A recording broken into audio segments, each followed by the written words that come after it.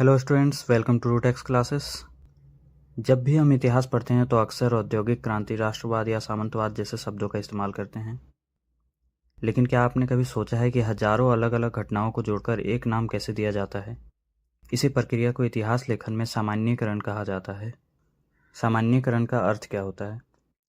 बिखरे हुए ऐतिहासिक तथ्यों के बीच एक समान सूत्र को खोजना सामान्यीकरण कहलाता है।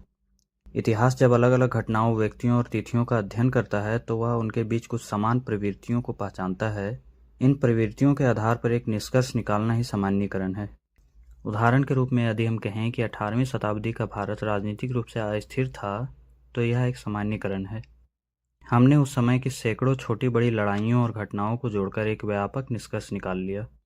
इतिहास लेखन में सामान्यीकरण क्यों आवश्यक है, इसे देखते हैं। बिना सामान्यीकरण के इतिहास केवल तारीखों और नामों का ढेर बनकर रह जाएगा या बिखरे हुए मोतियों को एक माला में पिरोने का काम करता है। आम पाठक के लिए हर एक छोटी घटना को याद रखना मुमकिन नहीं है। सामान्यीकरण उसे इतिहास की एक बड़ी तस्वीर दिखाता है। सामान्यीकरण के माध्यम से ही हम दो अलग अलग समय या दो अलग अलग देशों के इतिहास की तुलना कर सकते हैं, जैसे फ्रांसीसी क्रांति बनाम रूसी क्रांति इत्यादि। आइए देखते हैं सामान्यीकरण के कितने प्रकार होते हैं। इतिहासकार मुख्य रूप से 3 स्तरों पर इसका उपयोग करते हैं: निम्न स्तरीय, मध्य स्तरीय और उच्च स्तरीय। निम्न स्तरीय किसी खास स्थान या छोटी घटना के बारे में निष्कर्ष को बताता है, जैसे अकबर एक उदार शासक था। मध्यम स्तरीय में किसी युग या समाज के बारे में निष्कर्ष बताया जाता है, जैसे प्राचीन भारत का स्वर्ण युग।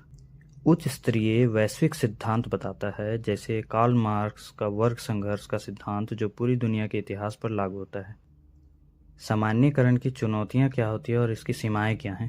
कभी कभी एक निष्कर्ष निकालने के चक्कर में इतिहासकार छोटे लेकिन महत्वपूर्ण तथ्यों को नज़रअंदाज कर देते हैं। इतिहासकार का अपना नज़रिया सामान्यीकरण को प्रभावित कर सकता है।